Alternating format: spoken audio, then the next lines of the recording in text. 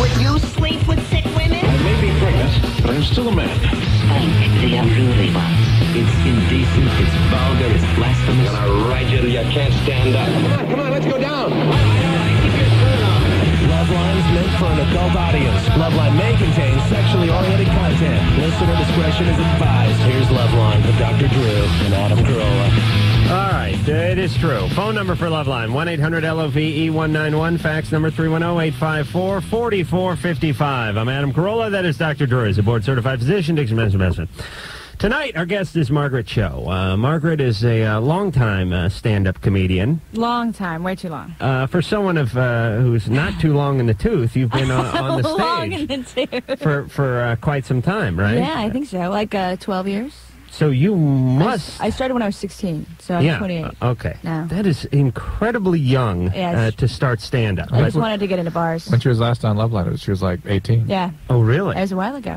So let me see if I can chronicle your career here for a moment. Do the timeline. Did the set your clock back to the autumn of 1987? Now, Margaret started doing stand-up, became hot, and I guess. Margaret is Chinese. Korean.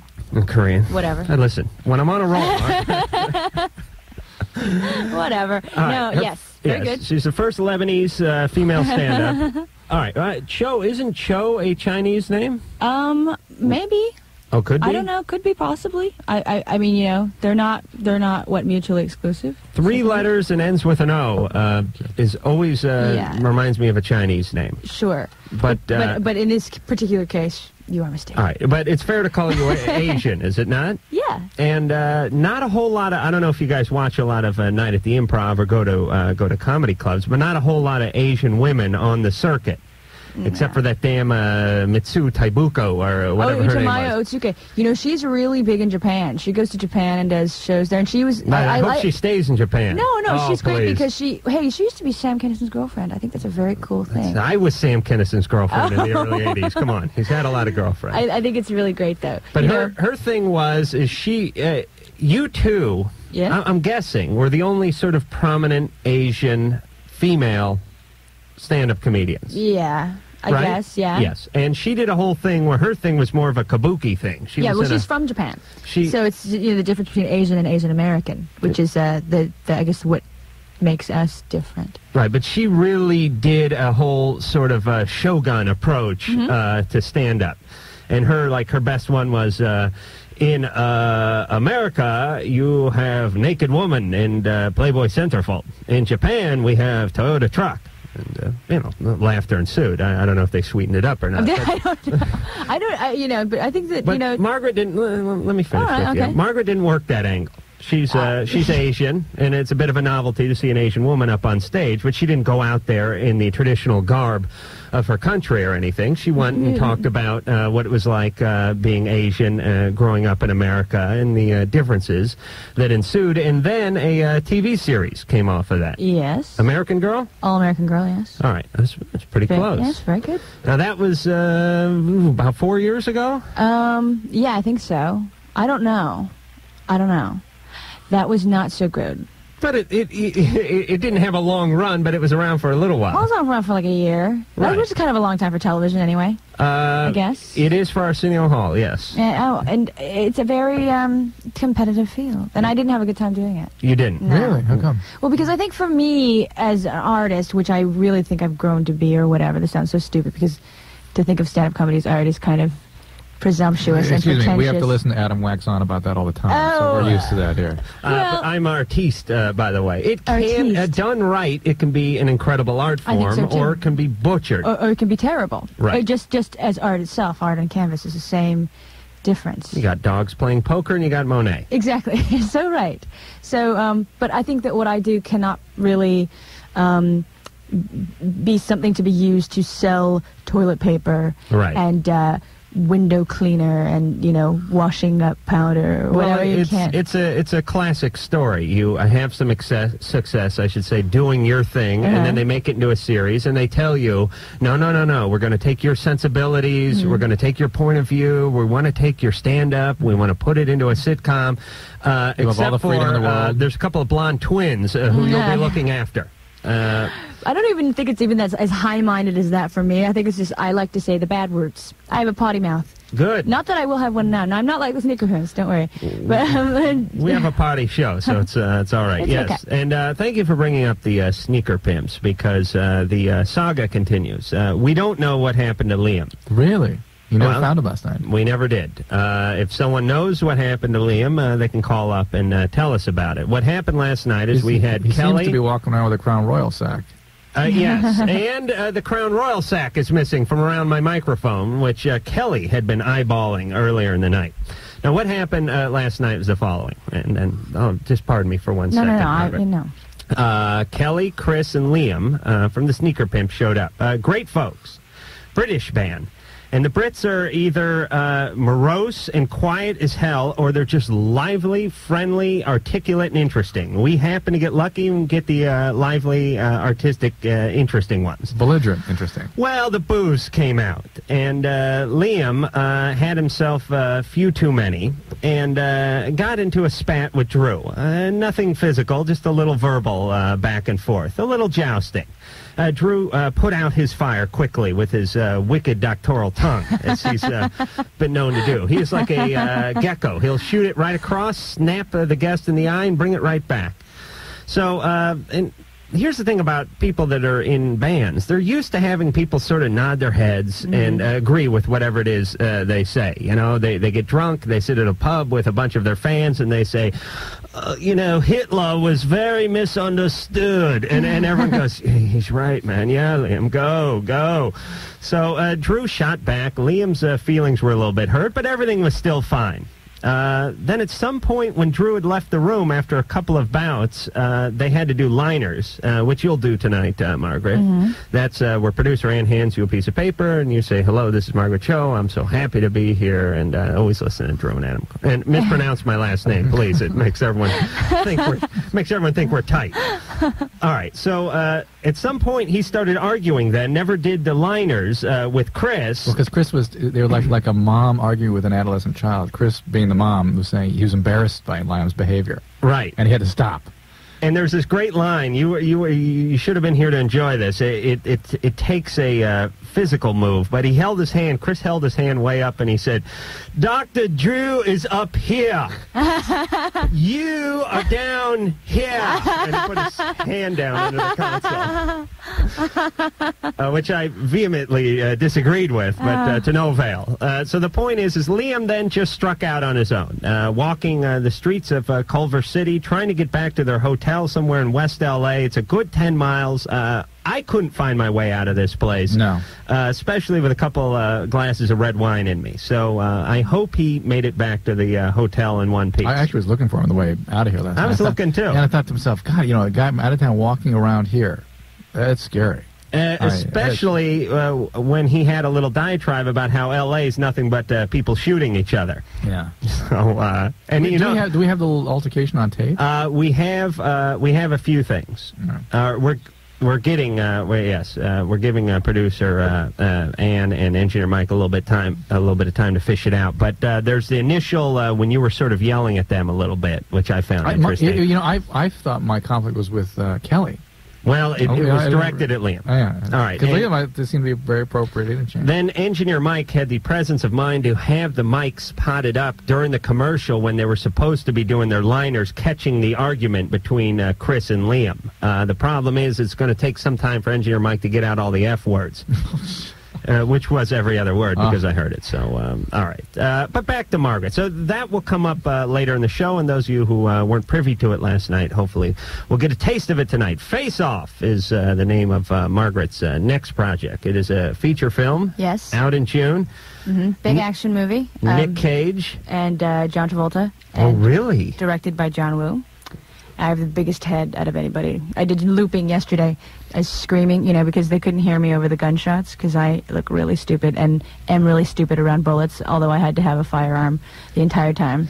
What is the movie about? It's about these arch enemies played by John and Nick. They basically, in an effort to capture the bad guy, John Travolta has his face switched with Nicholas' character's face. Because it's very, like, so they play each other. It's very, very, very interesting, really cool. Is it like a futuristic thing? It's somewhat futuristic, yes. I think so.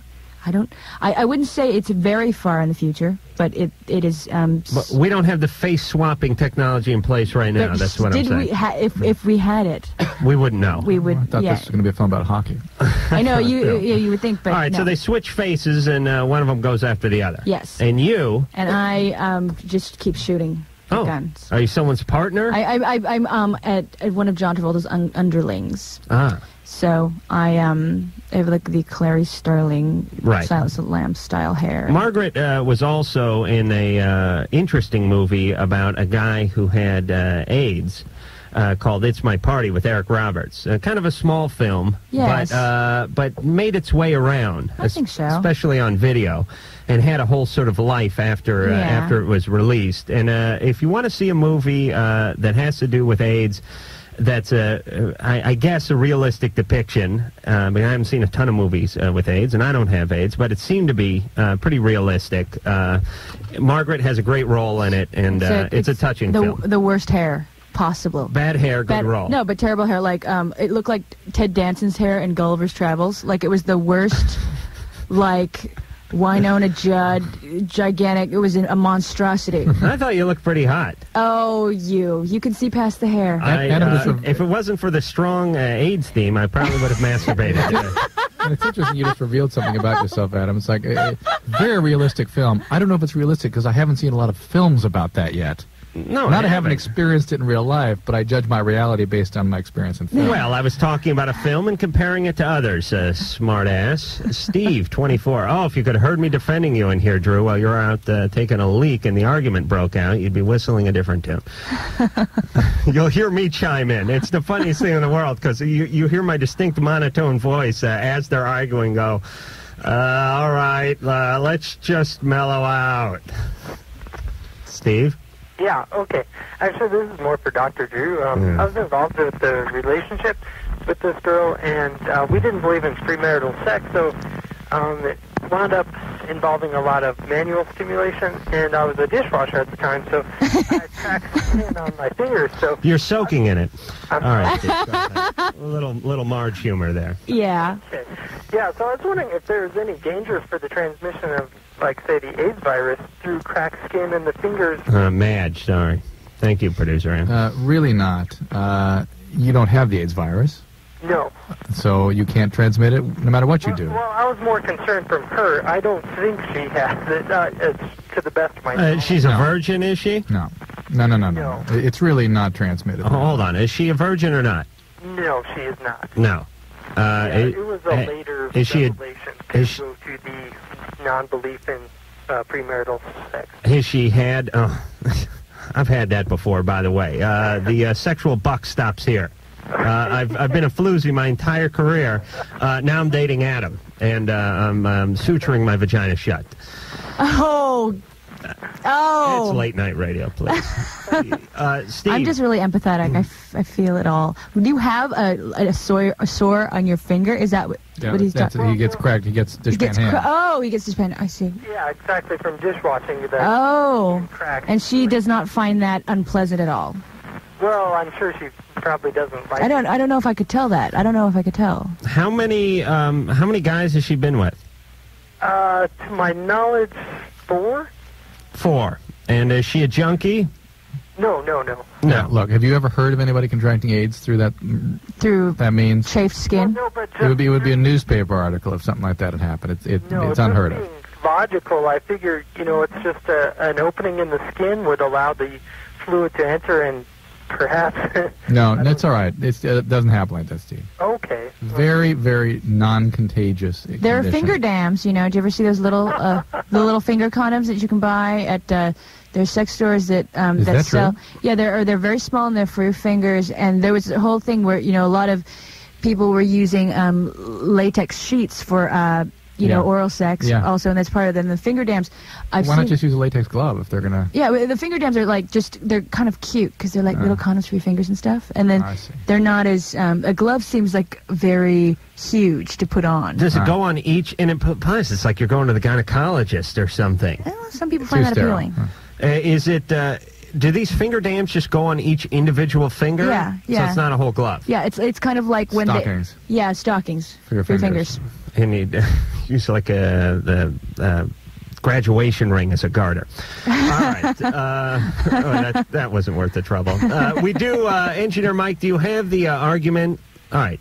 This, again, is between Drunken Liam from the Sneaker Pimps and his cheery mate, Chris, during a break on Loveline when the mics were on because they were supposed to be doing identification liners for us, but they couldn't get to it because of the argument. And right before Liam stormed out, here it is.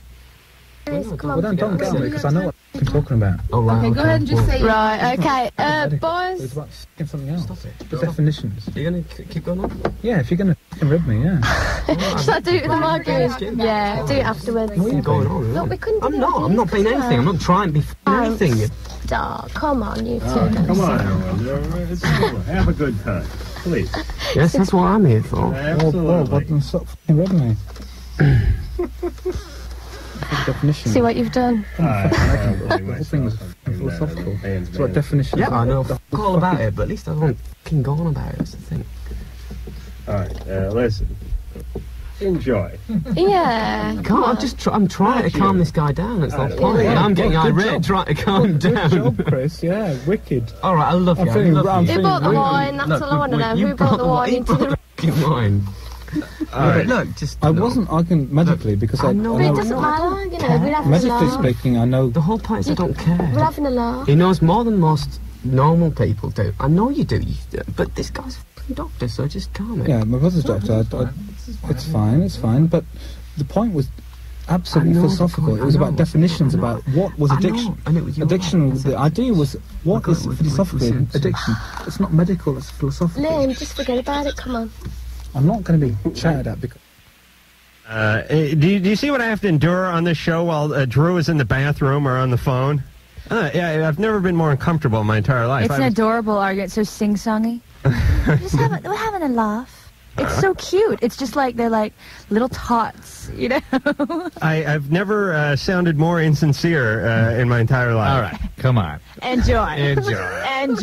I'm like a old Jewish Uncle Sal or something.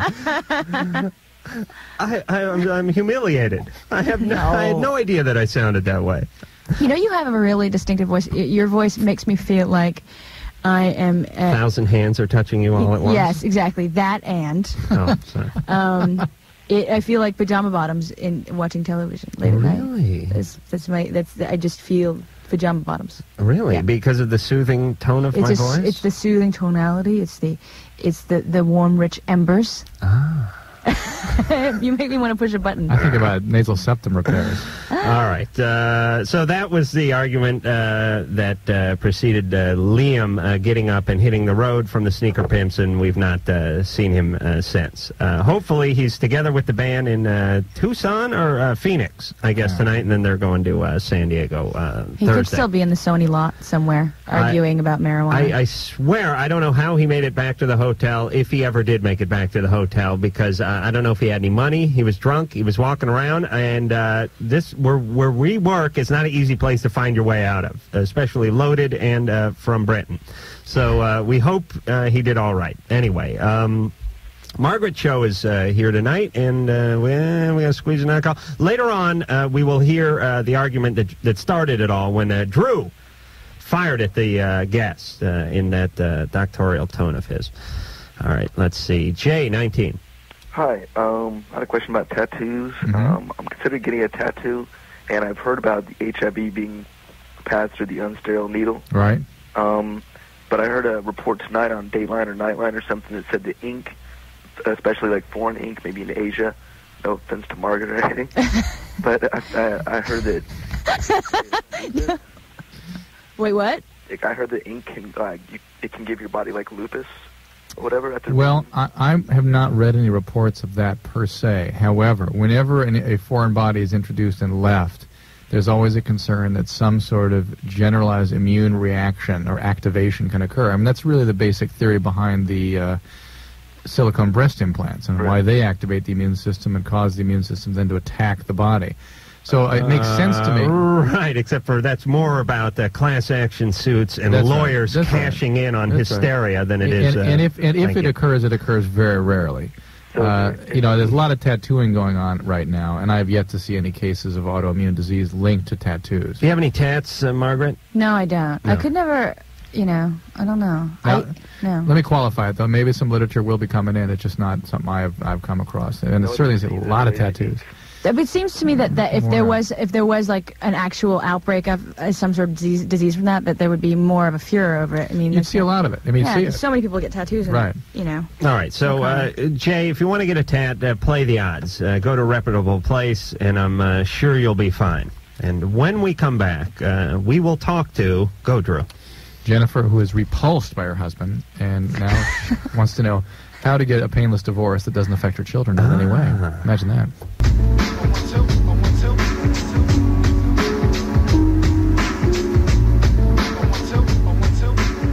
All right, let's enjoy. I really got to get some, I got to work on sincerity. I sit there, I give like a 10-second pause and go, enjoy. Just start with feeling. I really have to get some affect. Bruce, right? Let's enjoy. That's the beginning of a Adam shuffle. Adam Carolla, hostage negotiator. Come on now. Enough of the shenanigans. All right, Margaret Cho is here tonight. Margaret is a fabulous stand-up comedian. Dabbled in TV for a while. Did some feature films, and now has a blockbuster coming out in June with Nicolas Cage and John Travolta called Face Off. Yes. I'm actually, this summer doing some other films. My next film is called Control Freaks, which I'm very upset about because I have to do a nude scene, which I'm okay with that, but I have the worst tan line because I have a farmer's tan. I have a Beechwood Canyon, like total farmer's tan, like total like V-neck. Like you're gardening a lot? Tractor tan. Right. Which is so awful that I don't know how I'm going to... And I have to go to a tanning salon or something. Yeah. But then how do I make the rest of it tan evenly? It's going to all look weird. I'm just going to look like a calico cat. No, God will take care of that. And I love a tan line, not the farmer's tan line. Not the farmer's tan, though. But I love a tan line on a woman. Well, yeah, a tan line is great, but if it's in the right place. Because, it looks sexy because it's things you're not supposed to see. Right, exactly. But you should see people's shoulders. Or, right. I mean, I don't know. Right, well, start working in the garden in a thong back and some pasties and even things out. I'd be kicked out. I could just see her down there planting bulbs in thong back. Thong back. Ah, yes. Thong back. All right, so... enjoy. What the hell are we talking about? All right, back to the phones. Drew? Yeah, let's take some calls tonight. I like that. Last night was just one big argument. It was awesome, though. And I think I handled it wonderfully. Enjoy. Jennifer. Yes. 25. Yeah. Basically, I've been married for almost 5 years to my husband. And for the last 4 years, it's kind of been going downhill pretty rapidly. In what way? I've started losing respect for him. He isn't quite as caring as he used to be, and I just am kind of realizing that this is not the person that I should have married, basically. How long have you guys been together before you were married? 3 weeks. Oh, gosh. Yeah. All right, so it was a prudent decision. Was it whirlwind? Was it just romantic? And was it the sex? Was that... I've never really been into sex.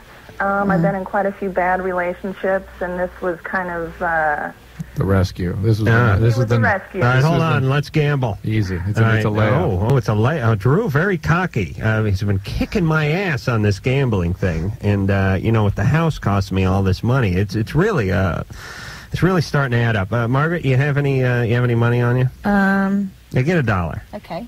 All right. Drew?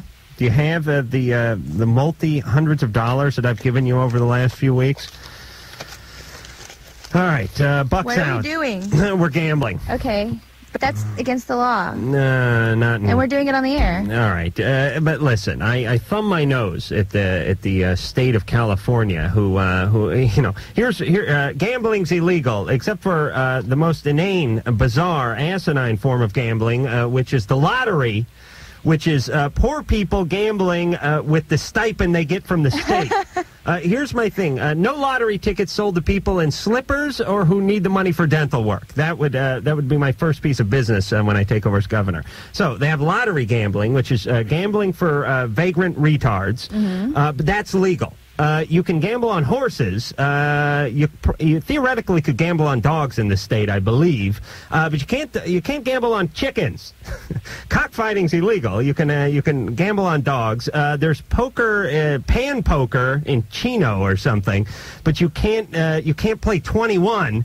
Here, the state wonders why everyone ignores the retarded laws. It's because they pick and choose it in such a random fashion that everyone just goes, oh, screw you. What are you talking about? You can't gamble on football. You can gamble on dogs. You can't play 21. You can't play pan poker.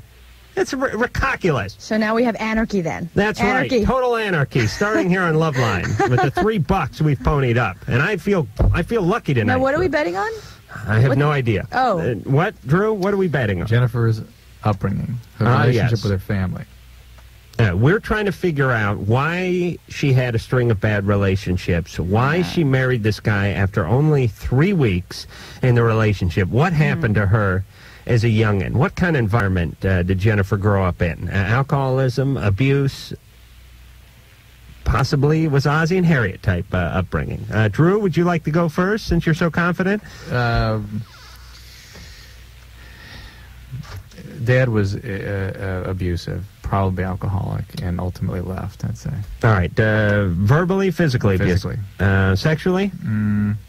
No. No. I would say I would go for yes, because she said that she does not like sex, and I identify because I think I've gotten over that stage of my life because I had that sort of abuse growing up, and it did affect me sexually for a long time, as though now, as I felt as an adult, I've let go of that and actually enjoy sex more than ever. But I can see how that would hinder somebody, especially if they have not been lucky as I have with good relationships. Do you think her father did this to her? I think father or male relative, close male relative, male friends. I would agree that I think she took refuge with some close male friends and was a good victim because of the way the parents treated her, and they took advantage of it. Yes. So we'll give her that. We'll give Margaret that. All right, so Margaret has sexual abuse. Yeah. You have physical abuse. I'm going with one too many episodes of All American Girl in the early 90s. One too many. Sent her over the edge.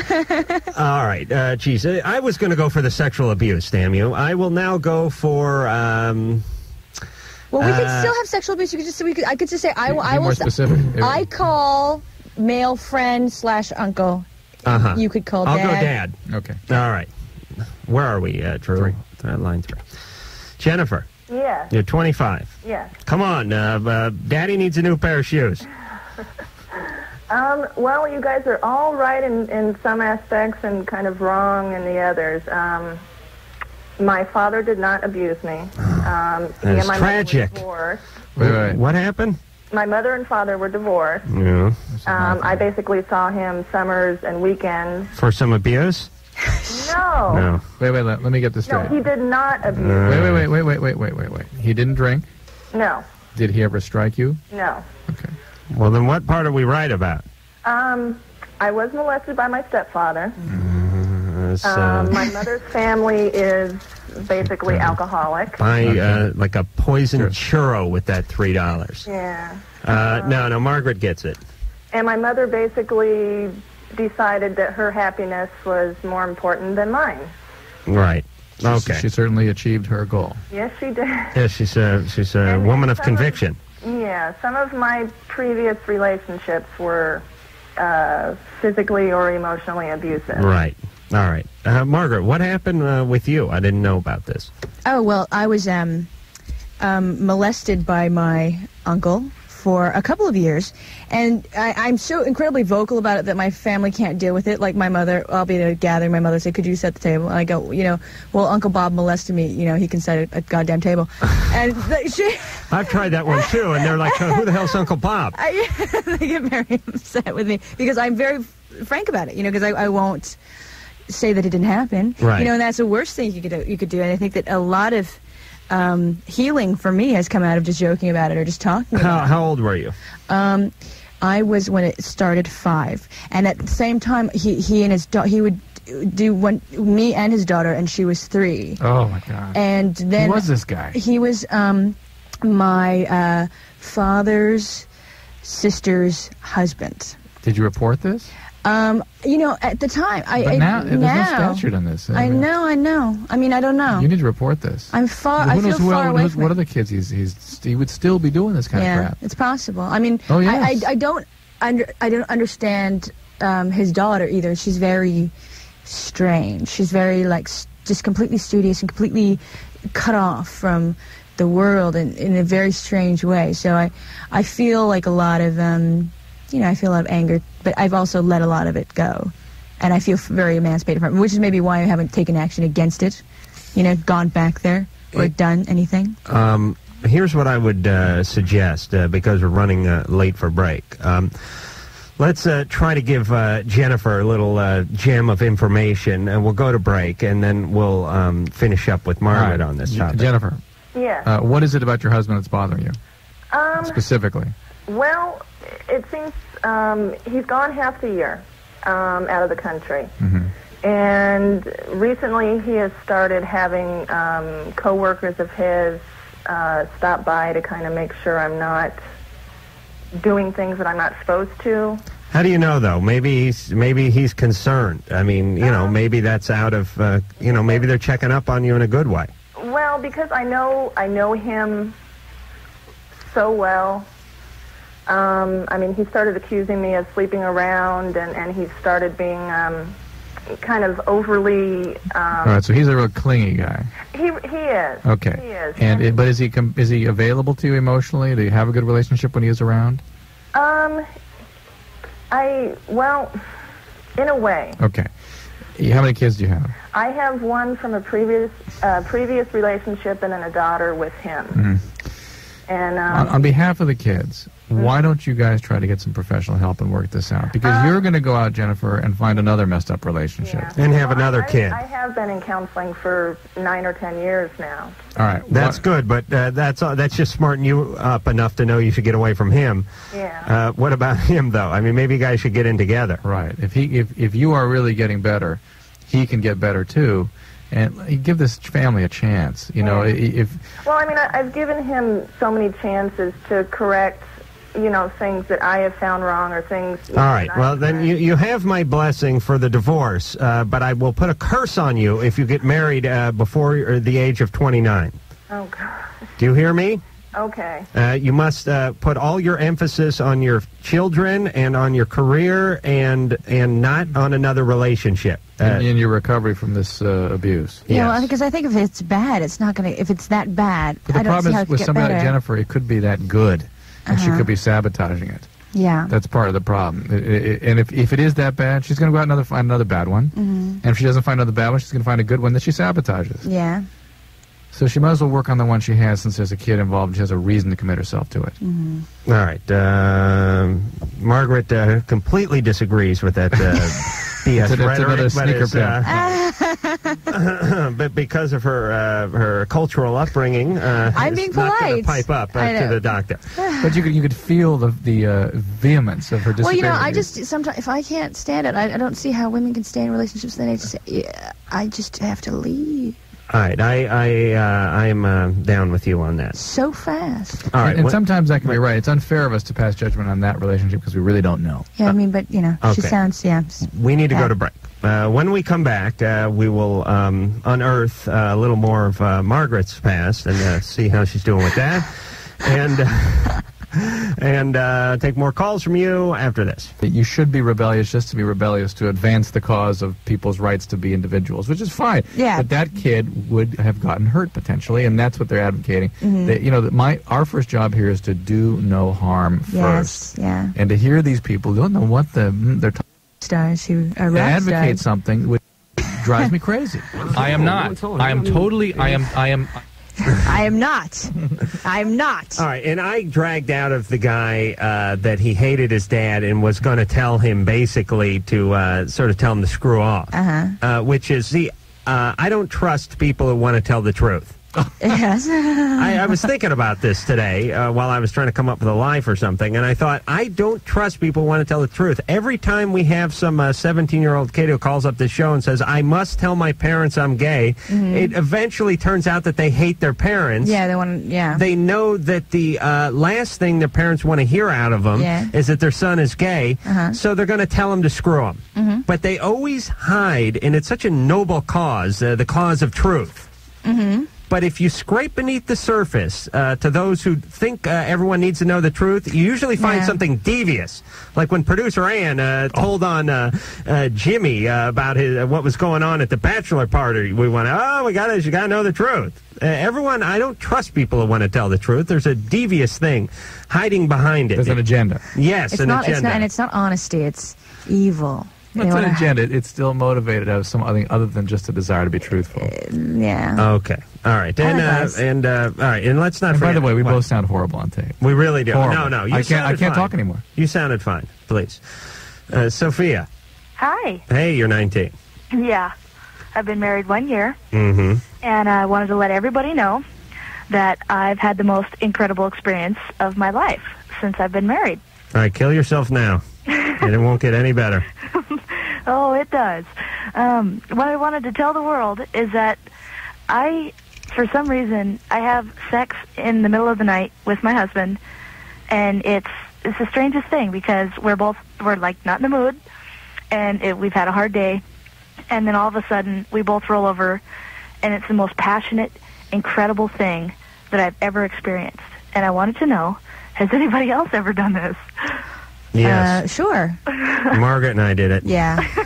During the break. Oh my God. And I had a long day, just like you. And I just rolled over the table. And but no, I think there's something great about in the middle of the night just having a warm body next to you. It's like a kind of a great aphrodisiac. You couldn't even be thinking about sex, the other person's body, their rhythms. I think that the smell of somebody asleep next to you is an incredible aphrodisiac. It doesn't have anything to do with your thinking or Especially anything. when I flap the covers. Yeah. That's the Dutch oven. Yes. Let me tell you something. You know. The penis never sleeps. It's always the way. My penis is like a shark. It has to keep swimming forward, otherwise it will die. It's not quite a mako. It's more of a nurse shark. Pretty benign. But the point is the penis never sleeps. That's going to be the title of my first book. Penis never sleeps. I may be asleep, and the vagina will nod off, but it will not go into a deep REM. And so, but it might be its guard might be down. Yes, and that's what happens. The vagina is woozy. Oh, well, have you ever been entered while asleep? That is the best. That is better than, I don't know what. That's better than almond roca, I I've always think. woken up, and my husband, sometimes he's fast asleep when it's happening, and he'll eventually wake up when it's over. But I've always been wide awake when it starts. Well, you mean you're actually, you don't wake up until somebody has crossed the vaginal border into Tijuana? Who is she? I'm asking you. Oh, yeah. No, it's happened before where the action of it Yes. Woke you up? has woken me up. It's a wake-up call. It's an early morning wake-up call. It's good. I've had women fall asleep after I started, but never the other way around. All right, so, Sophia. Yes. This is bliss for you. Oh, yeah. That's wonderful. It's the only time it's ever happened is when I've been married, and I've been in many relationships. All right, Yeah, you're young still, though. I'm hoping you're on the pill. Unless you're going for the nightstand and putting a sponge in or something while you're asleep. No, what's going on is I'm not fixed, but not permanently, but it won't happen. Why? Huh? Why? IUD. Oh, okay. You have an IUD in now? Mm-hmm. I didn't know people use those anymore. Wait. I know, I thought those were Go to like a thrift shop or something? Wait, do you have kids? No. How did you get an IUD put in before having kids? I have, well... You lied. No. No, what I have had is 3 abortions, and so they said, well, it's close enough. All right. So. They usually don't put it in women who've not had children because there is a risk of infertility. Oh, That's wow. what I love 3, about that's hard. Drew does not F around. He doesn't. I mean, he knows. knew that there's no way she got that IUD unless it was under certain circumstances. Yeah. All right, so is it working? Oh, yeah. All right, and do people still use these? Obviously, Yeah, but I mean, not you don't hear what's about called nulliparous women. So we're normally talking to women that, for the most part, have not had kids or are planning to have more in the future, and you wouldn't use it then. Because it can make you sterile? Correct. But not a big chance. What about all those women in the 60s who used IUDs? It contributed in the 70s, really, is when the IUD was a big deal, and it contributed dramatically to tubal dysfunction, dramatically. Okay, and the IUD is like it looks like a little wishbone that It can look like a little coil, or it can look like a 7 or a T. And you put it up where? It just whisks the egg off of the surface of Well, it does a couple things. They unfold in the uterus, so they keep the uterine cavity open, and some of them have hormones and metals on them that irritate the lining of the uterus, so the egg cannot implant. How do you get it in there? Speculum insert. Okay. Yes, you can't do it yourself. You couldn't. They stay in for years. Okay. What is your birth control of choice, Margaret? Condoms. Oh, condoms. Condoms, non-lubricated. I don't like non-oxaline. IUD also increase the risk of ascending sexually transmitted diseases like pelvic inflammatory disease. Well, no duh. All right. I always look at Norplants as being really attractive, but then I don't know. Yeah, but you got to get off condoms eventually, don't you? I mean, if you're with a guy steady. Yeah, but they don't stay around very long. Well, it's because you're making them use condoms. You got to get into her past again so we can see what's yeah, all right. We may gamble on Margaret's past. Well, she's got my money. That's why we're not gambling on her past. All right, all that after this. This is Loveline. The world-famous K-Rock.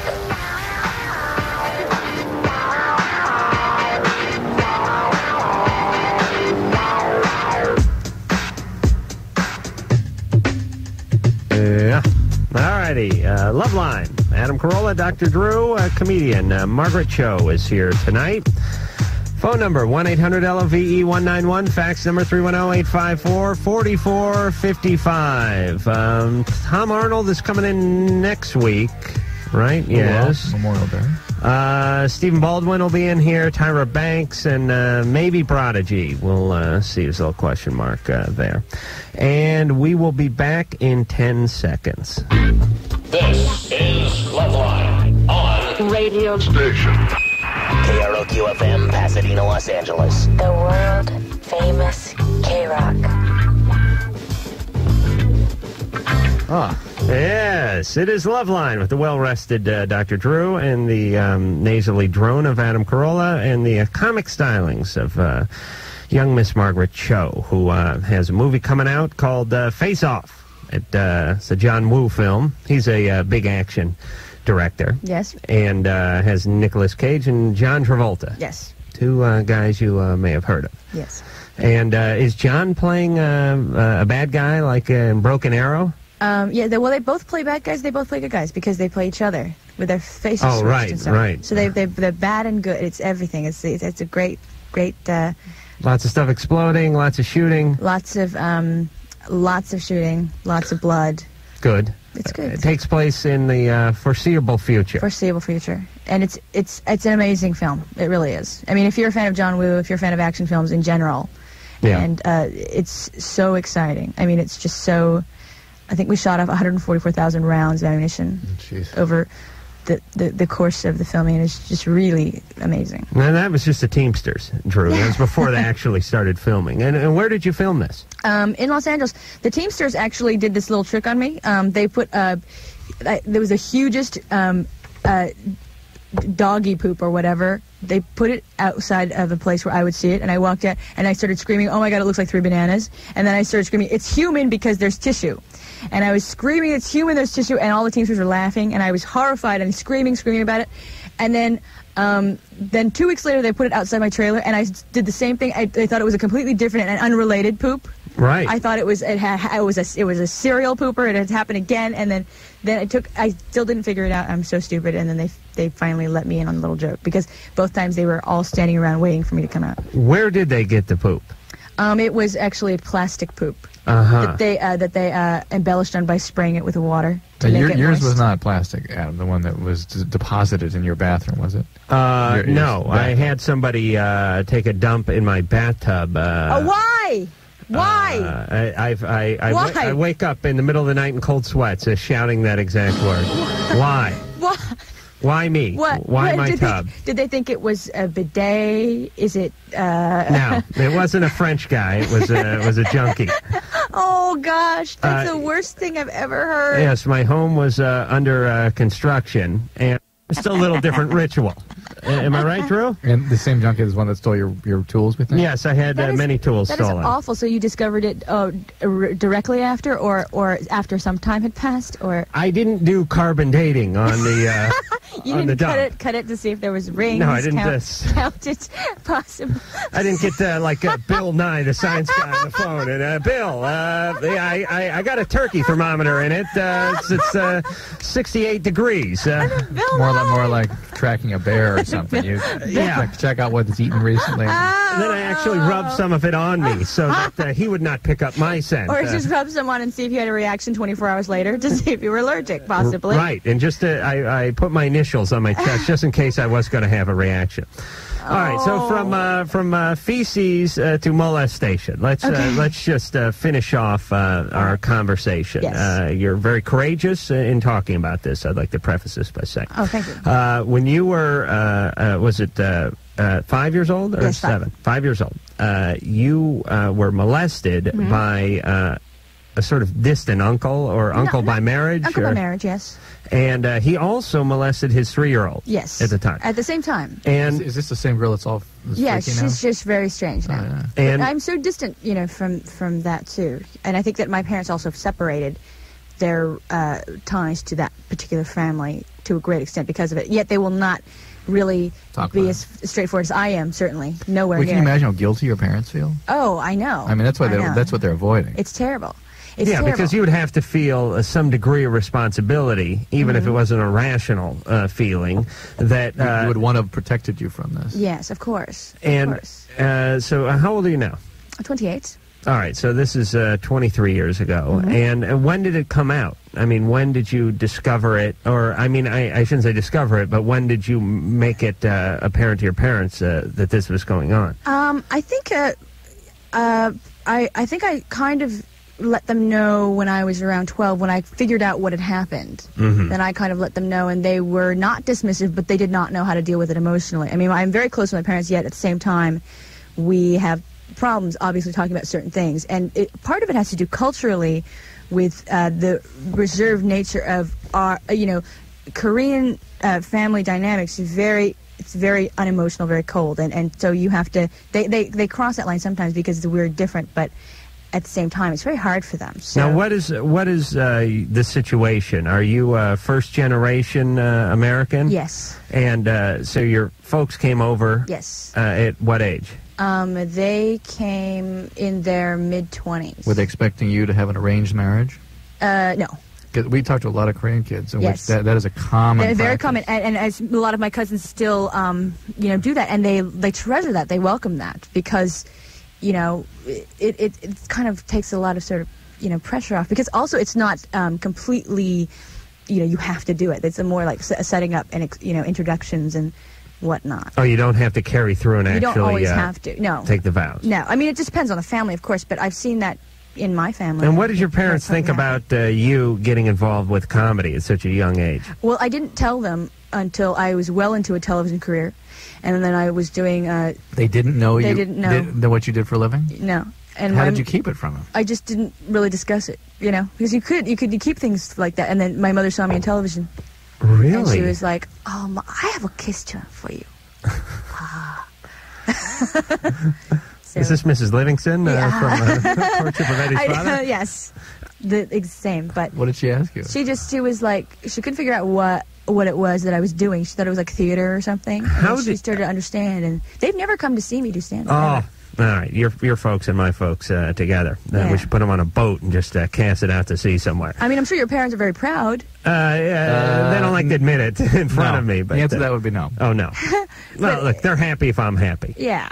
And I pretend I'm happy, so everyone's happy. But in fact, more than pride, I pick up fear in his parents. They're frightened of his success. Frightened of it. Frightened of your power. No, it's that they know him, and he's been unleashed on the world. Did I get up and leave the room, or am I still sitting you here? may speak. Go ahead. All right. I just mean, Drew loves to talk about me like I was some professor he had in college or something who passed away some years ago. I'm sitting right across from the guy while he's assailing me with his psychological verbal critiques. Now, you lived at home, went out, and did stand-up. Yes. And your folks didn't know you're going out and doing stand-up. No, they knew that I was going out. Right. I mean, there wasn't a change, though. My lifestyle didn't change really when I was... When did you leave the house for good? I left when I was about 18, and I came back a couple of times, of course. Boomerang back into the family. Did you not tell them what you're doing for fear that they wouldn't accept it? I just didn't tell them because I think they just wouldn't understand. I mean, they just didn't get it. They didn't really get it. Right. You know, so I didn't tell them because I didn't really know what to tell them. My family's been in this country for 5 generations, and they still...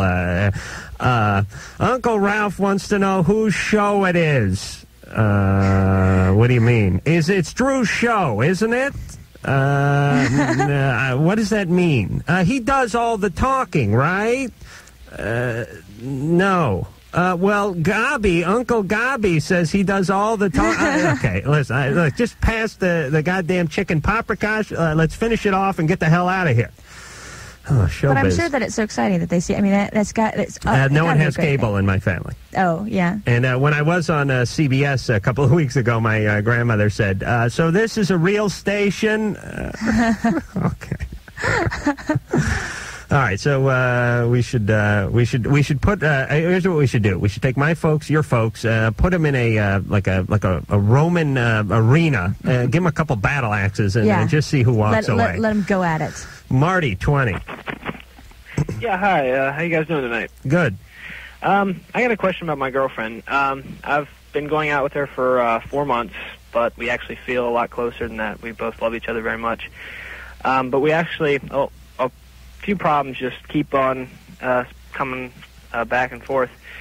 We're getting lots of fights. First of all, she's had 6 sex partners before me, and she's only 20, and that kind of bothers me a little bit. Yeah. And the second thing is that she really likes to flirt and to be hit on by other guys. She's really sensitive to the fact that I don't like it. In fact, if she's out, she'll ask me if it's okay if she dances or goes out with guy friends, whatever. But what would happen if you said no? Well, then she doesn't. But how would she behave? How would she feel?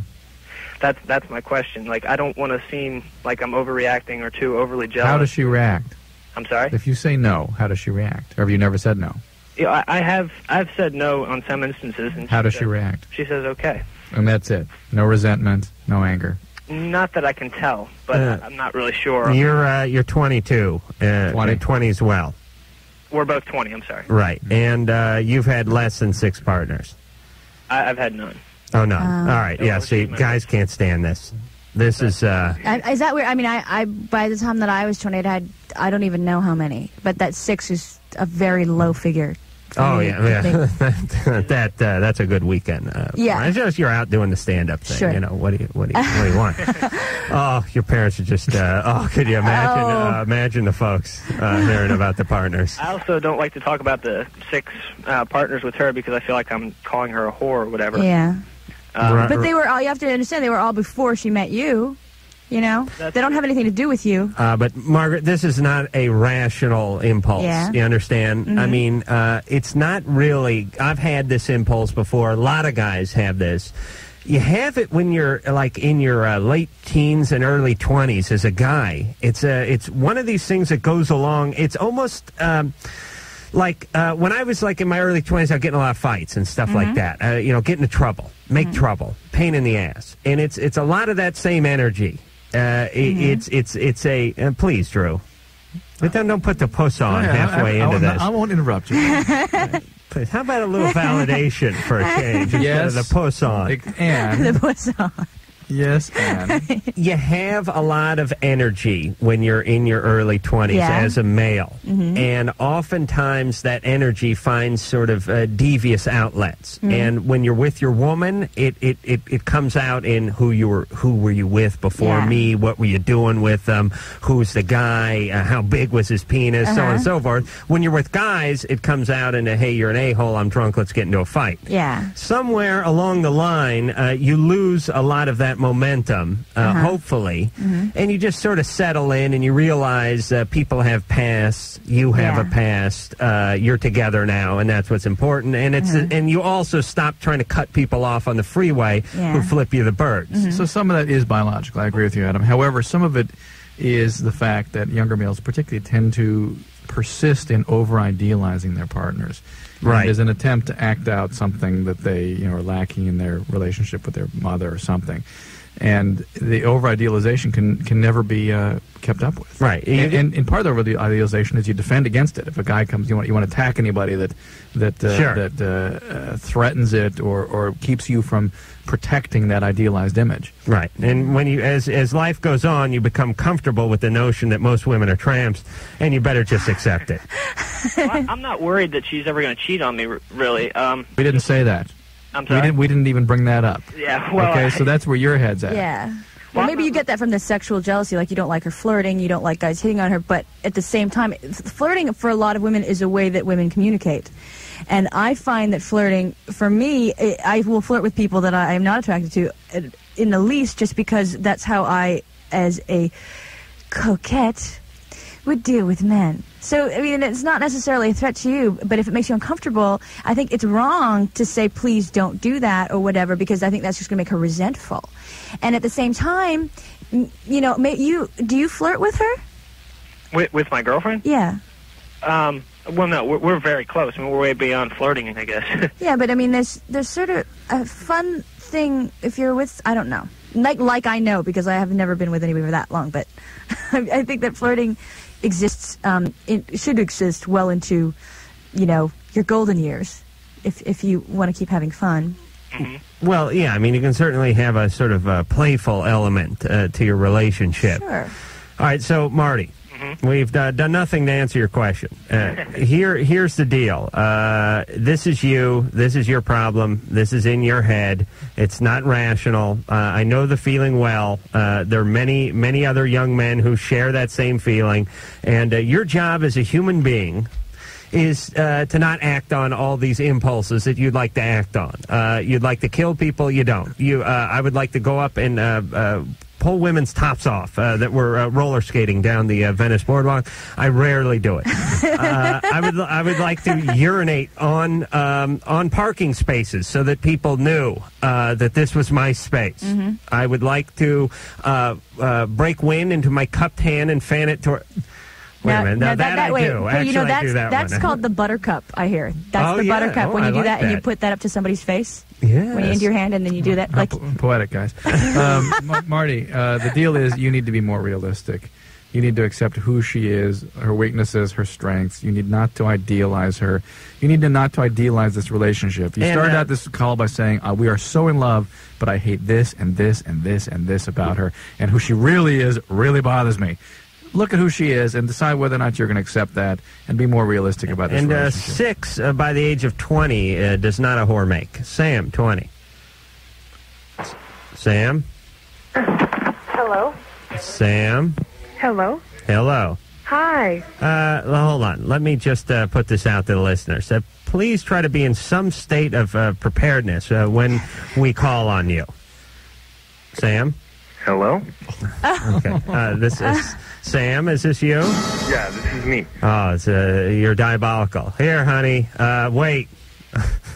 I'm going to be on hold for some time. Just hold the phone next to your ear and wait, and then give it to me if the guys pick up. Is that what that was?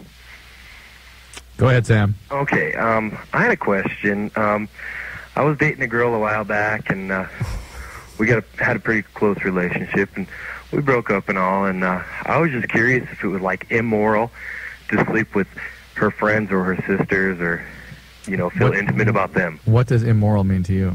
Just, I was wondering if it was just morally wrong. What does moral mean to you? Well, it just, If you use the word moral again, I'm hanging up on you.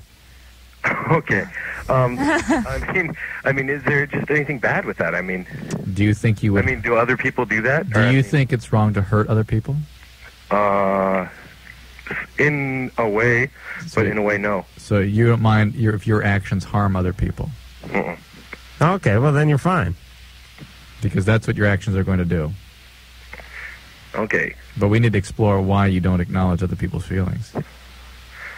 Why I don't? Why can't you be concerned about other people's feelings? Because really, I've found out that's no way to get in the world. You don't get anywhere like that. I hate that notion. Yeah. It is such a crock of S, this whole sort of this generation of this Reebok generation of it's my world, I'm in your face, everyone owes me something, it's dog eat dog, you got to scratch and claw your way to the top. It's such crap. Let me use as an example my partner here, Dr. Drew. Nice, genteel, interested in nothing but helping others, yet has managed to carve himself out a very successful career with a lovely... his wife's all right, but the kids are great, and he goes to bed each night and sleeps like a baby because he's spent the day out doing good, being courteous, and helping others. There's not an ounce of vindictiveness in him. There's no agenda other than to make a few bucks, and he's made a successful life without stepping on other people. You can do it too, unless you're just an idiot. Are you an idiot, Sam? Yeah, most of the time I am. All right. Well, then that is good. That is the curse of your life, then. So do what you want to others. You'll never escape yourself. I mean, I'm nice to people. Don't get me wrong. Hell, I'm a Boy Scout. I mean, I was a Boy Scout. So where did you first learn that it's not worthwhile? Well, my brother's in jail, so I mean, it was just really terrible. One of my friends sent him to jail. What happened? For 50 years. What happened? He got my friend's older brother was buying some drugs off my brother, and he owed my brother money, and my friend got scared for his brother's life, I guess, and I don't know why, but so he went and said, all this stuff, and made up all these big stories about how he was trafficking drugs from different countries and all this thing. So how do you know he wasn't? Because he's not a liar, and he told me. Well, how did By the way, if he was a drug addict, no, he wouldn't touch the stuff. He just sold it. All right. Well, I have yet to meet somebody like that. How did the court system find him guilty then? Well, they took this kid's testimony, and that was enough. Yeah, that was enough for them. All right, and he couldn't offer any compelling evidence toward the fact that he wasn't doing all of this. No. Okay. Yeah, I'm going with guilty anyway. Yeah, I mean, also an addict. An addict's lie. Period. All right. So your brother's up the river. But yeah. But I mean, that's kind of where I learned, and I mean, I've had a rough life as it is, and I mean, that's where you learned. What was the rough life about? Yeah, and what was the rough life about? Oh, it's just I just didn't get along with high school. It's my own fault. I mean, what was the rough life about? You said you're a Boy Scout. Oh yeah. What's wrong with being a Boy Scout? Well, that doesn't suggest you had such a rough time in high school. You found something to do with your time. Where was it rough? What happened? So far, that's really the only thing I accomplished. Right now, well, when I was younger in school, they told me I was one of the kids that needed special education, and I really don't think I did when I look back on it. But I mean, that just through all of life, I mean, that was just eating at me, I mean, I'm a stupid kid, I'm an idiot, Weren't you getting the schools are telling me this. Weren't you getting any support at home? Yeah, very little. What was going on at home? Oh, nothing. My parents were fighting all the time, and and I had a brother who was selling drugs. And all right, hold on, Sam. I had sisters that got knocked up and were out of the house at age 16. Your parents were hitting you, right? Mm-mm. Your parents never struck you? No, well, oh yeah, well they did, but I mean, Okay, all right, Sam. Look, that's where you learn that that's where you learn not to respect other people. When your parents don't respect you, it's hard to respect yourself. There's a conversation with Mr. Drucker from Green Acres. You can't. I'm totally lost here. Your parents were hitting. No. They didn't hit you. Oh, you sure? Yes, they did hit me, but only when I deserved it. They didn't hit me. All right, hitting is hitting. And I don't see any problem with that. I mean, all right, no one who was hit does. Good. Don't have kids if you don't see a problem. Please don't have kids. The reason you're in the circumstance you are is because of all that. That's why you can't appreciate or be empathic towards other people. All right, let me just wrap things up with Sam for 1 second because we're late for break. Sam, listen, I come from the same background. My dad would have hit me, but he was too lazy. He didn't want to get that involved with my life. I never learned to read. I got horrible grades. I got put in the moron class. When I got out of high school, I started cleaning carpets and got kicked out of the house and lived in a crappy apartment in North Hollywood with 3 guys in a 1-bedroom. My sister ran away from home when she was 13 and was gone ever since, doing God knows what.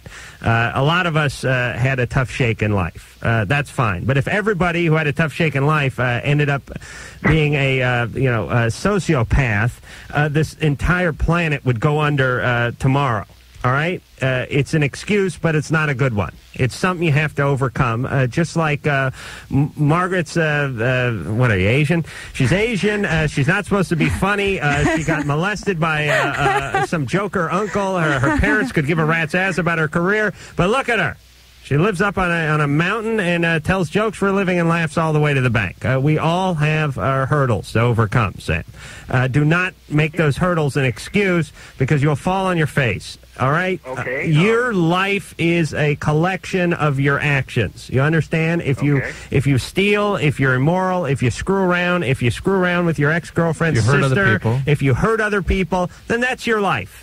That's what your life is. If you steal, you're a thief, and that is your life. And that is worse than any prison they could put you in.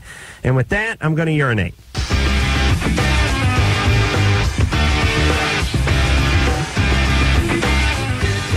Come on. Have a good time. All right. Words of wisdom. We are here with the funniest Korean woman alive, Margaret Cho. I say that without any hesitation. Find me a funnier Korean woman. I want to meet her. Find her. And go find me a funny Korean. Funnier than Margaret Cho. I defy him. All right, so Margaret Cho's here, a longtime stand-up comedian, and not old. Not so old. I'm very jealous of that. Got started at the tender age of 16. Mm-hmm. Probably took some of the pain of the not only the molestation but the oppressive family unit, yes. and turned that around into comedy. Sure. It's like Bobcat starting so early. Yeah. He started when he was 11 or something, didn't he? Everybody thought he was 43. But Bobcat actually snuck a microphone into his mother's womb. That's what I heard. She walked around with cord hanging out of her vagina for almost a month and a half before she gave birth to Bobcat. Bobcat, who called me 3 or 4 days ago, will be on the show coming up. This show?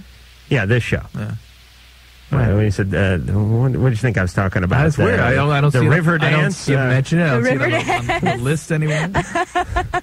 What show? What other show do you do, Drew? When? In June sometime. All right. He's doing the voice of the gay parrot in the new Disney. He's doing a voice in the new Hercules. Hercules. Oh, no kidding. Oh, yeah. Oh, my kids are way into that. Drew's ears perked up like Dumbo's there. So maybe Bob will get you bring some stuff. I love him. Bob is the greatest. Yeah, he's so great. Great guy. Great. Love him. And he'll be in here plugging that. So it's already. I mean, this is going to be a huge movie. It's Disney's Hercules, for Christ's sake. Yeah, they've been marketing it for already 6 months. My kids knew all the characters before they finished the damn film. Really? All right. So maybe Bob will bring in something, or I'll tell you what he'll do. He's a friend. I'll get him to do the voice of his character on your outgoing phone answering machine. The kids will go insane. Heads will explode. Oh, that's so cute. I know. You know Bobcat, so I don't have to ask you how old he is. No. Do you know him well? Or? Yeah. Oh, okay, so it's no fun. We had a fun game going here, which was guess Bobcat's age. I think we can play it tonight. Bob has been on the show a few times, listens to the show quite religiously. Yes. And That's scary. And almost kills himself when he hears people venture guesses as to how old he is. Venture guesses. Yes. I have seen his driver's license before, too, so I should know. All right. Well, you know him well enough to be too close, so it's no fun. Yeah, it's no fun, All right, yeah. but we'll have fun. Carla, 22. Hi. How old is Bobcat Goldthwait? My guess, 45. 45. Okay. We'll write that down and get a average age tallied by the end of the night. See, this is what's funny. Do you add it all together and get a mean age? Yeah. Adam can't divide, though. Carla, what can we do for you? Yes, hi. I want to say hello to everybody. I'm having a problem right now, and I've been dealing with this problem since I was 17. Mm-hmm. I have severe endometriosis. Mm-hmm. I was rushed to Johns Hopkins when I was 17, and they found it all over my ovaries and uterus. Mm-hmm. And over the years, I get an operation about once a year. And they just found out that it's not just all over the uterus and the ovaries and the tubes, but it's moved behind the uterus and up my intestines. Which is sort of typical. Okay. I'm only 22, and they're already talking about, and I've had multiple, like second opinions, you know, but it's like fourth opinions, and they're still talking about me getting a hysterectomy and my colon removed. I've been on painkillers like it's unbelievable, and since I have my son, which thank God, you know, against all medical probability, I managed to have. Well, no, the fertility problems of endometriosis typically come later than your age, so it's reasonable that you could have a child. You could probably have another one. Well, they, you know. Is the husband around? My husband and I are, we're not living together. Because he was an alcoholic or lost his job or something? Well, he is an alcoholic. Okay, see, that's why. See, that evened out. I don't know if you listen to the show, but a good alcoholic who doesn't have a job will outweigh any medical science in terms of knocking somebody up. That's how I knew your husband wasn't around and was an alcoholic, because science can be damned. An alcoholic sperm can knock up someone with no ovaries. Is it faster, stronger, just reckless? Somehow guys without jobs get women pregnant at a much higher rate. I've learned this from doing the show. Well, that's true. Well, actually, he has one now, and it's a really good paying one, and he is paying child support. Okay. Is the reason they're thinking about doing hysterectomy the fact that you're having chronic pain? Well, what it is that now I've been turning to alternative medicine. Wait, answer my question. Is the chronic pain the issue? No. What's the issue? The fact that it's moving up my intestines really bad. So what? So what? So what? So what? If it's not causing you any pain, so what? Well, it is causing me pain. Okay, so is it the pain that is the issue? Well, not right now, because I've been doing alternative medicine, and I've been taking like massage therapy and aromatherapy. Hey, Carla. Well, I was working up some aromatherapy earlier in the evening, like nobody's business. All right, but Carla, just because I enjoy this part of the show so much, isn't the reason that they were talking about giving you the hysterectomy because of the pain problem? I don't know if it's that. Why else would they want to do it? Because it's taking over, and an operation a year is very expensive, and the ovarian cysts keep coming back over and over and over again. Wait, ovarian cyst. Wait. Ovarian cyst is a different problem. That's not endometriosis. Well, I also have endometriosis. It's just that whenever they go in, they find a couple cysts. Okay. How much Vicodin are you taking right now? I'm not taking anything.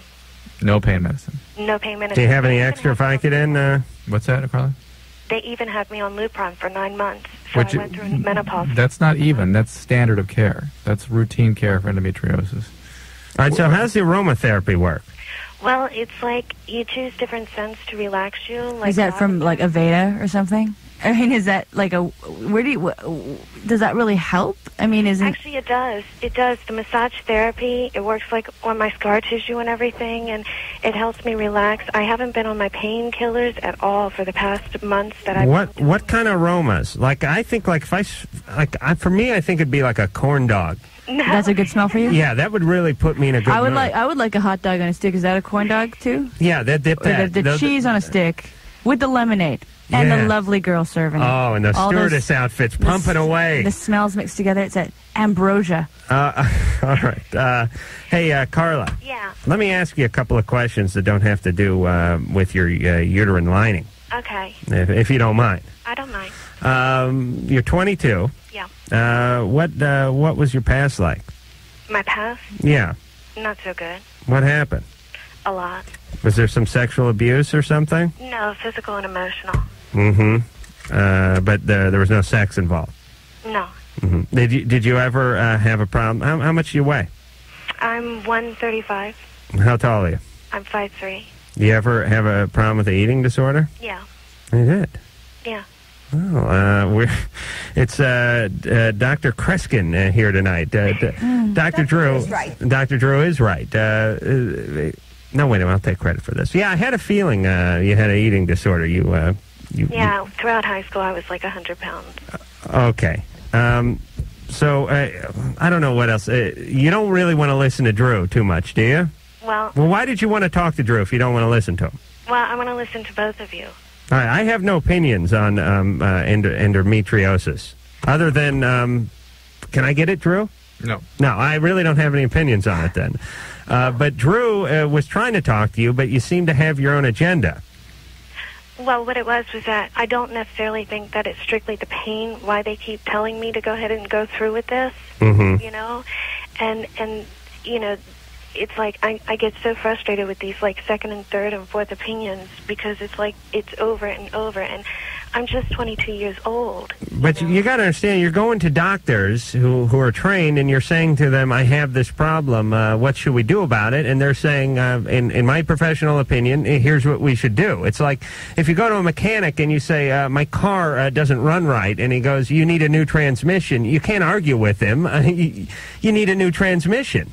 Well, at the same point in time, I mean, even if I get the colon removed and I get the hysterectomy, it's not going to stop. What do they do if they remove the colon? What isn't going to stop? It's not going to stop. What's not going to already happened to my intestines. What's not going to stop? Getting my colon removed. What is your fantasy that has happened to your intestines? Nothing has happened to your intestines. You have some it's covered. with some uterine tissue. Big deal. What is the fantasy that you believe is happening to your intestine? Really? I mean, it causes pain. Yeah, a lot. That's it. Causes pain. So pain is the issue with this problem typically, and fertility is the issue. Mm-hmm. That's The issue, Carla, with you, and this is, you want to describe to her what I've done? Drew wrote down on his magic board, the one usually designated for him writing red rum over and over again. In this case, that'll sink in on the ride home. He wrote down sexually abused, eating disorder, and hates Jews. I don't know, Drew, where did that come from? You do not even consider more aggressive treatment until you have an evaluation by a psychiatrist or a psychologist and get some treatment, because you have a long-standing problem here. You were abused as a child. You have an eating disorder. There are some very heavy issues. You clearly have stuff with authority to the point that you're so defensive that we couldn't even have a conversation. Please get the underlying issue taken care of before you go start having people carve on you. You've had a lot of treatment done. The treatments have all been directed at controlling pain, and yet you don't seem to even understand that that's what they're responding to is your complaints of pain. All right. See a psychiatrist. Very important. Dr. Drew is right. Good luck. Here's Loveline before deworming. Here's Loveline after getting fixed. Here's Loveline chewing out its stitches. Here's Loveline dragging its butt across the carpet. Bad Loveline. Bad. All righty. That's my new signature sign-on. We're here with Margaret Cho, stand-up comedian and actress tonight, and Dr. Drew's enjoy him while you can, kiddies. I thumped Drew, and I give him about another 2.5, 3 minutes. You're good Can for I go now? You're good for half a call. That was Bobcat. All right, so wait a minute. We got our first guess at Bobcat's age, which was 45. Drew, I'm not taking that stupid call. Were you kidding? I did only because he's been on hold for 107 minutes. All right, well, he can stay on for 115 minutes. Robert, 15. Yeah. Hey, Robert, how old do you think Bobcat is? I think he's probably like about 43. 43. Can I go now? You don't look that old. Yeah, he's not that old. He don't look that old, no. But you got to realize, he there's a Police Academy movies that are like 10, 12 years old now. Yes, but he's quite young when he did them. He's hilarious, too. Funny guy. Yeah. All right, 43. Yeah, well, I got, like, a question for anybody who wants to answer this, Like, I got, like, a fascination with blood. Mm-hmm. And it's, like, got really bad. I even got kicked out of school for it. What did you do? Well, I was on the school bus, on the way back home. And I had my girlfriend cut herself. She's the one who supplied me with it. With the blood? Huh? With the blood? Yeah, on a doll, And on a doll? Yeah, like on a doll. Oh, yeah. Oh, okay. I see. Yeah, blood on a doll. Okay. Yeah, because I gave her a scalpel to do it with. Oh. That's why I got, kicked out of school for possession of a scalpel and endangering others and stuff like that. What do you mean on a doll? It's just, on a doll's head. And, Putting blood on a doll's head? Yeah, and then I, licked it off, and, everybody freaked out and told on me. I swear, I love this show because it's, what is that game show where you get 4 letters and everyone sits there and tries to guess the phrase? A bridge over the River Kwai, Bob, is that it? You gave me blood on a doll. Blood on a doll. Blood on a doll. On a doll? Yeah, on a doll. Oh, yeah. Oh, sure. Yeah, the Carollas have been putting blood on dolls for a quarter century now. What do you like about it? What is it, the taste of it? I want to know. I mean, no, it's not. That's what I'm trying to ask. I want to know, why I have a fascination with it. The look of it? Do you... I don't know. It's just, sometimes I feel like I, need it, and then, she'll, supply me with it. Why don't you use your own blood? It tastes different.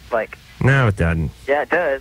Listen, I've tasted your blood and her blood. I can tell you it's exactly the same. It tastes All right, listen, tell her to give you a tampon next time and not cut on it. Please, it's late. No one's listening. It is the same thing, though. Hey, I'm 15 and I'm listening.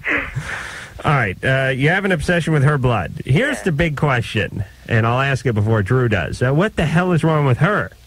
Well, I don't know. She's she guess she doesn't feel it because she jabbed it right into her arm. Has she done that before to herself? Yeah. Yeah. Okay, that's great. She was abused by Uncle Lou, and you're taking advantage of it. Not. Yes. Taking advantage of it. Yeah, listen, handing people scalpels, crazy people scalpels, and telling them to cut on themselves is taking advantage of them to some degree. Does it. It's not like I'm the one who put it in her arm. Yeah, but you put it in her hand. No, I passed it up to her. What? All right. Where does this girl come from, Robert? What is her situation? What is her situation? Yeah. Well, what I've heard, her dad, burned down this house, and, this old lady was in it, and, now he's, in jail. Okay. That's good. Well, yeah, maybe you could be her pimp later on in life, too. I guess. Yeah, all right. Robert, this girl is very screwed up, even more screwed up than you. And you're essentially making a victim out of her. You're getting her to cut on herself, for Christ's sake. Right. Of course. All right, but listen, we'll get back to your blood obsession. Where's this come from, Drew? I don't know. I've read a little bit about it, but it didn't make sense to me. Can you get him a cadaver to experiment on? It's a quality. It has a fetishistic quality to it again. Yeah, I want to why though? Well, are you really goth? Huh? Are you really goth? Are you into? Yeah, I'm way gothic with the spike collar. Oh yeah. So you're just kind of feeding into the aesthetic of something that I guess but I don't glamorizes that. There's no understanding. It's a fashion. I don't got anybody else who does it. I don't follow around it. Because I live in a small town and everybody thinks I'm a freak. So. Do you like Marilyn Manson? Yeah. So you're into the mummy rock? Yeah. Good. We'll laugh at you like we laugh at the people following Cinderella, Slayer, and the hair bands in about 10 years, you idiots. Attention, all people into the mummy rock. You will be the butt of jokes just like the people that listen to Quiet Riot. And Great White. And Great White are being made fun of now, exactly. 10 years later. Mm-hmm. So be prepared. And don't take any pictures of yourself. All right, so you're into the scene. You're fascinated by the scene. Yeah. And the scene has to do with death, and it's a morbidity thing. And blood really stands for morbidness because when you lose blood, you die. All right, so that's what you're into. But here's the big question here, Robert. Seriously now, isn't it a huge pain in your ass that everyone thinks you're a freak and an idiot?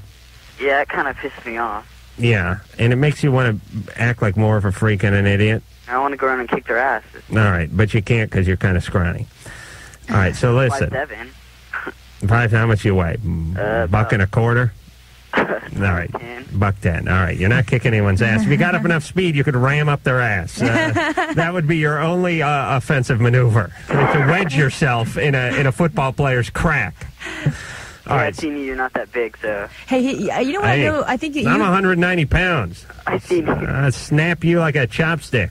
You said you could braid your ass shut. I could braid my ass shut. You said that one time. You said that you were on here with Failure. That's why I'm on the show, because Failure was on, and I called, and you told them that if the four of you were on a raft in a pinch, you could braid your ass shut. And then I for He's not weeks, denying it, Margaret. He can do for it. weeks, I was like, when would you be in a pinch? To braid my ass? It could happen. When would you be in a pinch? And then I thought, is it a French style braid? Is it like you keep collecting hair? Right now I'm wearing it in cornrows, but I have been known to do a jerry curl on my ass. I bet you make short work of a topsy tail. Then sure, absolutely. Oh yeah, a braidini. Yeah, and during the '60s I wore a bob. And then, of course, the early 70s I had a Dorothy Hamill going, and then there was the whole Farrah years. Yeah, there was a short and sassy for a while. There's that Leif Garrett look I had, Keith Cassidy. Sure. All right. Listen, Robert, you're into that goth crap. You're into that crappy Marilyn Manson. You're cutting on some poor girl whose dad's in jail. You're drinking blood, and it's no wonder why you've been ostracized from the town. Listen, all you screwed up people that have to wear all your crap on your sleeves. Here's what I'm saying. It's what you call a negative cycle, because you act like an idiot, you dress like an idiot, and you hang out with idiots, and then you get PO'd at people for thinking you're an idiot. Just straighten up and fly right, everybody. This goth crap. All right, well, who cares, Drew? I got a microphone. I can't stand that goth music. Drew, we got... All right, line one. Chad, 23. Hi, Adam. How does alcohol affect the male orgasm? Nah. Oh, how old do you think? How old do you think? Shush. How old do you think Bobcat is? I'm thinking like 46. 46. All right. So we got a 45, a 43, and a 46, which brings us to about 44 or so and some change. All right. Listen, we got it. What happened to the guy that was on hold for 107 minutes? They got rid of him. They did? You said you wouldn't take the call. No, I said let him stay on hold for 115. I was going to get back. Maybe he heard you, and maybe he got rid of himself. All right, whoever's on hold for 110 minutes before they hung up, I apologize. No one should have to wait on hold that long and not at least get a word in edgewise. Chad? Yeah. What's your question? Okay. I know how alcohol is a depressant, and it deters sex drive or whatever, but does it also, like, delay orgasm, or how? It could, though it generally does not. All right, and there ye have it. We're going to break, and we shall return. And you're listening to Loveline with Adam Carolla and Dr. Drew. Can I go now? All right. So let me just do some quick math. We've had three guesses ventured. 45, 43, and 46. So you take 43 and 46, that's 44 and a half, and then you take the 45, 44 and 3/4, 44 and 9 months was the average guest age of Bobcat Goldthwait, who will be on the show coming up soon to tell you how old he actually is. Margaret Cho, thank you very much. Thank you. Do not miss Face Off. It's a movie where John Travolta loses his face. Yes. And I'm sure it'll be better in Broken Arrow, which to me was gay porn without the nudity. Did you see Broken Arrow? Yeah, I liked it.